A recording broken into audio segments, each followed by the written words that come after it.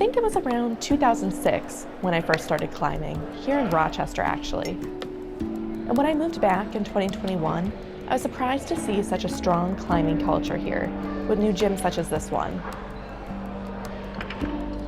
And the climbing community had grown a ton, including deaf climbers, ASL climbers, lots of interpreters, or those who are involved in the deaf community. I got to go back to climbing, and I also got to meet more people from the deaf community and make new friends out of it.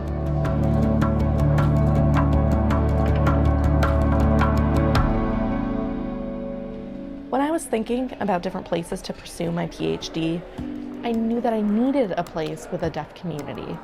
I'm a very social person, and I knew that I would not be happy without access to a big deaf community wherever I went. So Rochester was one of the top places on my list.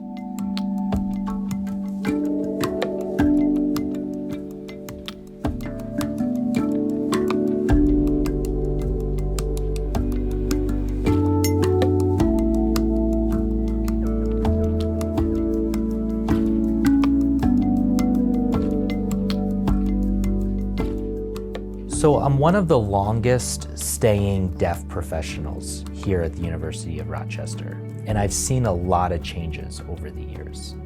So can you give me some of your insights as a student coming in? What are some of the unique aspects being part of the deaf community here, and what are those supportive experiences that you've had? Having a huge university like this with a clinical medical center and a school of medicine attached, as well as a lot of strong graduate programs in biological sciences, really helps. We also have a lot of faculty and staff who are supportive of deaf students and other deaf faculty members. The university itself hires a lot more deaf people, just in general, as deaf doctors and nurses and professionals. So having that deaf ecosystem here, it's really growing.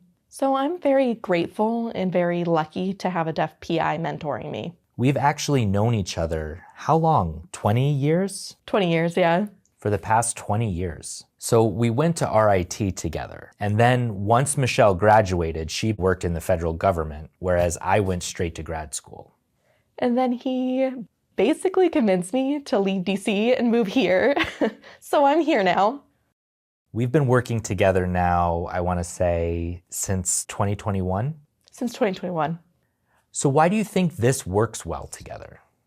Really, the biggest thing that I can think of why you're so great in terms of working with me is that we really balance each other out in terms of our strengths and skill sets. Wyatte, you're very much a big picture person. You keep your eye on the prize and what the big picture is, whereas I'm more detail-oriented. Sometimes I get a little bit off track, being too much in the weeds, and then you pull me back into the big picture. Also, your background in academia really is great. With my background in the federal government. So I think our experiences balance one another out. We have different lenses on the work that we do. We both have similar work interests and the same research goals, but our experiences getting us there and our training backgrounds are both a little bit different too. I feel over the past 10 years, I've been pretty successful at raising the profile of what I think the problem is, language deprivation, and getting attention for that and encouraging the greater community to focus on that. And I don't think that would have been possible if I wasn't in Rochester. And if I didn't have the greater community here as a safe space, as a source of support for myself, I could not have endured to make it to my position, and I could not have done my work as I have. I think it's really the community here. That's what's so amazing. I can't really ask for any better than that. It's been great. Rochester has that way of staying attached and growing on you.